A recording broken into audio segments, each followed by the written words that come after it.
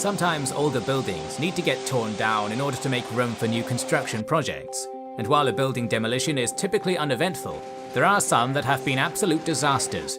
Here are 20 building demolitions that went wrong. Number 20. The Turkish Roller.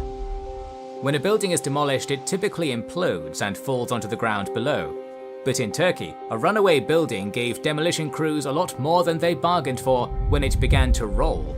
You see, after the 70-year-old former flour factory imploded, its roof fell to the ground and caused the building to do a 180-degree flip. While it partially hit another building and created a massive dust storm, miraculously no one was hurt, and everyone inside the neighbouring apartments was told to evacuate just in case things went south. Number 19. The Silo Fail. If you've ever driven past a farm in the American Midwest, then chances are that you've seen a grain silo. These are tall structures that are used to store grain, and while many are still in use, in the fall of 2011 a farmer identified only as Ben F. tried to bring down his 5 meters wide by 20 meters tall silo. At first he chipped away at the base with a sledgehammer, with the hope being that it would tip over onto the ground below. However, instead of tipping, the silo simply collapsed vertically, nearly crushing the farmer in the process. However, while this demolition attempt was pretty lousy, Ben F. was eventually able to bring down the silo by attaching it to a tractor and driving away from it. Number 18. The Russian High-Rise. There are lots of old Soviet high-rises in Russia, and while explosives are usually enough to bring them down, in 2014 an attempt to bring one down ended up failing spectacularly. You see, the high-rise was located in Sevastopol, Crimea, where after the derelict structure began to lean at a 20-degree angle, specialists had to be called in to dismantle it. In order to keep local citizens safe, about 100 people who lived within 100 meters of the structure were evacuated, although it turns out that this was all for nothing.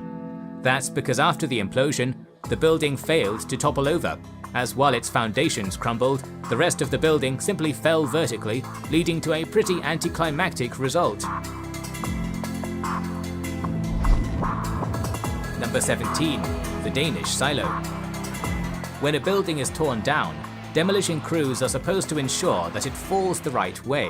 But in the Danish town of Vordingborg, disaster struck when a silo that was to be torn down did the unexpected. That's because while an area of land was cleared for the demolition, when it collapsed, the 53-meter-tall silo instead fell backwards into a local cultural centre, where it damaged the centre's waterfront library. However, the good news is that despite the damage, the library reported that while both the books and everything inside was completely covered in dust, there was little structural damage to the interior, and after an investigation, it was found that no one was injured during the incident. Number 16. A dusty demolition. While most demolitions are successful, from time to time it is the after effects of one that can cause serious problems. Such was the case in Chicago, Illinois, when the demolition of the old Crawford coal power plant caused the Little Village neighborhood of the city to be completely covered with dust. According to the Environmental Protection Agency, quote, "The demolition of an on-site smokestack resulted in a large dust cloud that adversely affected residents in the surrounding area," end quote. And as such, the EPA charged the demolition company with $68,000 in fines, based on the violation of 4 city ordinances that were related to construction, demolition dust, and air pollution. Number 15. The Cooling Towers. Cooling towers are absolutely massive structures, but when a planned demolition isn't well thought out, it can wreak havoc. This was certainly the case in 2019, when 3 114-meter-tall cooling towers that were part of a power plant in Oxfordshire, England, were torn down. That's because while the demolition was quite beautiful, it was accompanied by a bright flash in the sky, and immediately afterwards, power was knocked out for 40,000 local residents. According to local reports, the reason for this was because debris from the explosion had broken down local power lines. However, the utility company later reported that electricity was restored to the area within 90 minutes, making this demolition-caused blackout relatively short.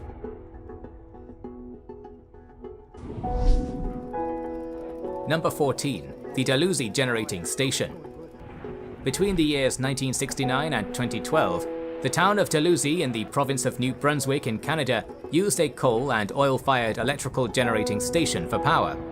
However, when Demolition Day arrived on August 16th of 2015, things didn't exactly go to plan. That's because while the main building and one of the two smokestacks toppled over, the second one remained standing, puzzling both local residents and the demolition team alike. However, in September, a second demolition attempt occurred, and this time around, the second smokestack finally fell. Number 13. Marlborough House. While demolition teams are usually commissioned to bring down weak buildings, sometimes the buildings do the demolition team's job for them. You see, on July 23rd of 2018, a building that was being set up for demolition in Miami, Florida, collapsed on its own. Workers had been in the process of planting explosives around Marlborough House, when out of nowhere, the 13-story structure collapsed. This unfortunate event ended up injuring and eventually killing one demolition worker, and upon further investigation, it was found that the cutting of the building's support beams caused the collapse. While this is standard procedure during a demolition, it proved to be too much for Marlborough House, as these beams were all that stood in the way of a complete and total collapse. Number 12. The Anglesey Power Station. Demolitions tends to be a little bit dusty, and when a demolition dust cloud coats an entire town with asbestos, then real problems can emerge. You see, Anglesey Power Station was a brown coal-powered thermal power station in southern Australia, with it operating between 1969 and 2015. However, when it was set to be demolished in May of 2018, the entire thing was a big disaster. After all, not only did the power station fail to collapse, but the dust cloud it produced caused asbestos and a particulate matter cloud to blow across the town of Anglesey. This was only exposed to be true after a former worker and whistleblower shot footage of the inside of the power plant that showed gaskets and flanges containing asbestos, and while this caused massive outrage, it was mostly ignored, and in October of that year it was torn down for good.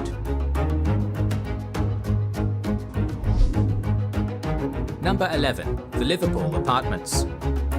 Generally speaking, a building will be demolished on the first if not the second attempt, but for these 14-story apartments in Liverpool, England, it took a grand total of 4 tries to bring them down. You see, the apartment blocks had been built during the post-war boom of the 1960s, but in 2016, local residents agreed that it was time for the 2 unsightly buildings that made up the complex to go. Now, during the first set of explosions, the apartments barely moved an inch. Then, on the second attempt, one of the 2 towers was brought down while the other remained standing, and on the third, about a quarter of the remaining tower was brought down. By this point, the demolition company had had enough, and so in a fit of desperation, they had to bring in specialist machinery from Scotland. Thankfully, this seemed to do the trick, as on the 4th try, the second tower came down, finally ending the demolition saga. When an investigation was held to determine why the demolition had been so difficult, it was found that there was a set of 15 to 20mm thick steel bars inside the building's supporting concrete columns, which prevented them from toppling over. Therefore, while these buildings were certainly unsightly, no one could say that they weren't strong. Number 10. The Pontiac Silverdome.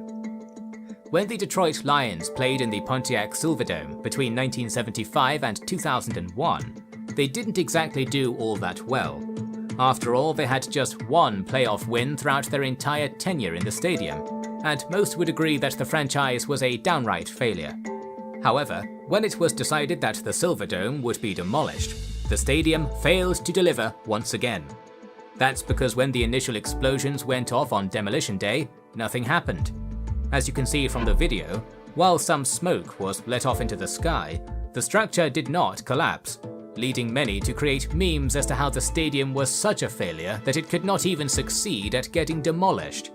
In the wake of the incident, officials said that the demolition went wrong because some connections to the cutting blasts had failed, and thankfully, when the stadium was refitted with explosives a second time, the entire thing finally came crumbling down. Number 9. The Baltimore Blunder.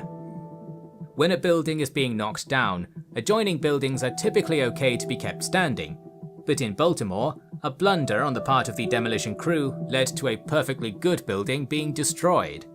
You see, the crew was contracted to destroy the left side of a multi-unit building, and while all went well at first, a nudge from the excavator's plow sent a loose third-story wall tumbling over onto the adjacent row house, leading to the second floor of the adjoining structure being completely flattened and significantly damaging the laundromat at the ground level.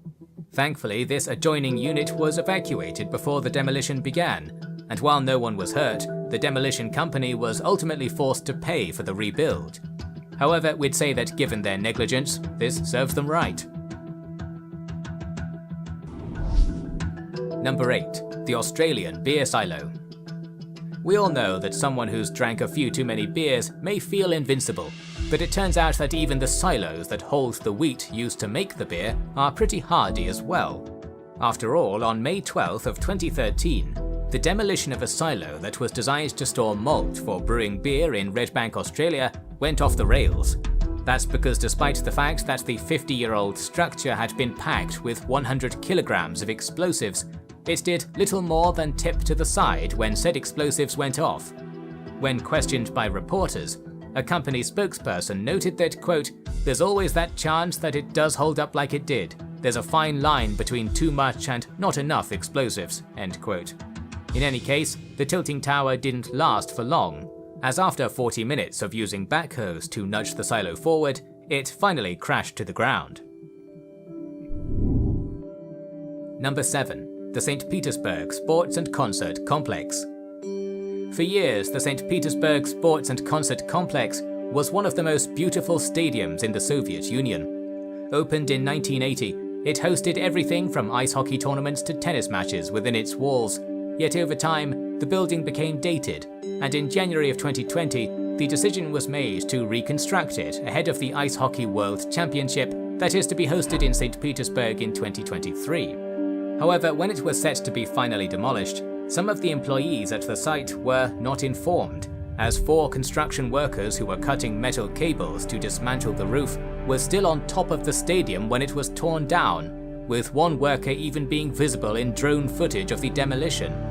While 3 of the workers were rescued, a 29-year-old worker was unfortunately found dead under the rubble, making the teardown of this stadium one of the most tragic in Russian history. Number 6. The Zipfeed Tower. South Dakota is a state that is filled with farms, and as a result, it also has its fair share of grain elevators and feed mills. Of these, the Zipfeed Tower was notable, as it not only operated between 1956 and 2000, but at 62 meters in height, it was the tallest occupiable structure in South Dakota for the entirety of its existence. While this made the tower incredible while it was up, its demolition on December 3rd of 2005 wasn't all that spectacular. That's because rather than topple over, the implosion made the Zipfeed Tower collapse into its own basement, causing it to tilt to one side but still remain standing. Upon further investigation, it was proved that the teardown had failed because the demolition crew had seriously underestimated the amount of cutting explosives required to break the structure's vertical integrity, and as a result, a crane and wrecking ball had to be employed over the next 2 weeks in order to complete the demolition.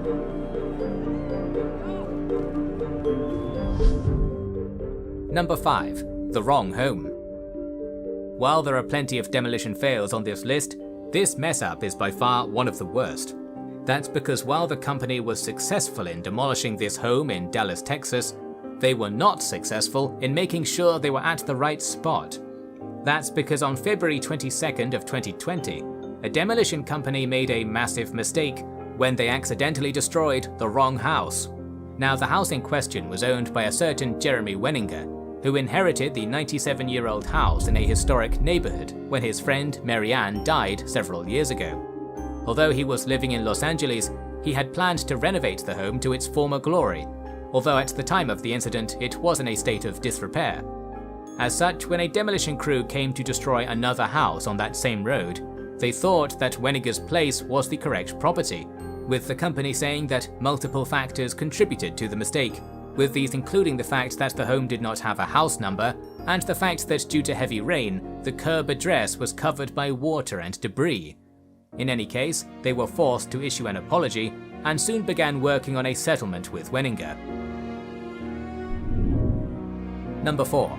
Another wrong home. It turns out that Dallas, Texas is a hotbed for accidental teardowns, as Jeremy Wenninger's house wasn't the only property to be accidentally demolished in the city. That's because in March of 2016, the home of the Diaz family in the Dallas suburb of Rowlett was mistakenly destroyed thanks to an error on the part of the demolition company. You see, in late December of 2015, tornadoes had rolled through the area, causing the house of both the Diaz family and many other local families to experience extensive damage. However, while the Diaz residence was slated to be repaired, some other local properties were too far gone, and so demolition crews were called in to tear them down.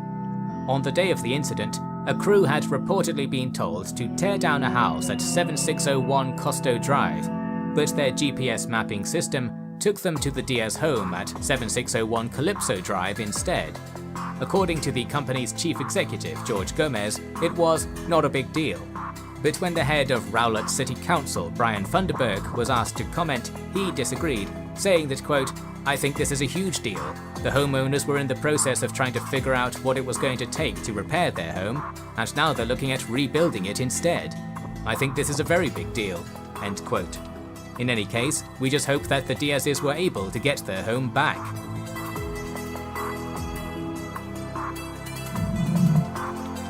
Number 3. The Red Road Flats. Generally speaking, homes that were built as social housing aren't known for being the most structurally sound, but this set of apartments built in Glasgow, Scotland proved otherwise. That's because in October of 2015, a set of 4 50-year-old towers were set to be demolished, but as you can see, while 2 of them were completely destroyed, the other 2 only partially collapsed. According to an outside inquiry, this occurred because there had been discrepancies between the construction records and the size of the steel used, with this report also noting that the Red Road Flats were constructed out of steel instead of concrete, which was not only very uncommon at the time, but also far less likely to crash under the impact of debris from above. As a result, by not using more explosives than necessary, it was concluded that demolition company SafeDem had followed good practice by being reasonable in order to err on the safe side, and thus no blame was given to the company. In any case, despite the demolition failing, all ended up being well, as more explosives were commissioned so that both remaining structures would fall down. Number 2. The Leaning Tower of Dallas. Sometimes it takes a lot of effort to bring down a building, but with the Leaning Tower of Dallas, demolition crews got a lot more than they bargained for. You see, on February 16th of 2020, this 11-story building was set to be demolished, but once the explosives had gone off, the core shaft containing the elevator and stairwells remained standing. When the demolition company was questioned on what happened, a spokesperson told the press that, quote, "As with many demolitions, the core and elevator shafts require additional demolition measures, and we will proceed with conventional demolition efforts over the course of the week, utilizing a crane and wrecking ball." End quote.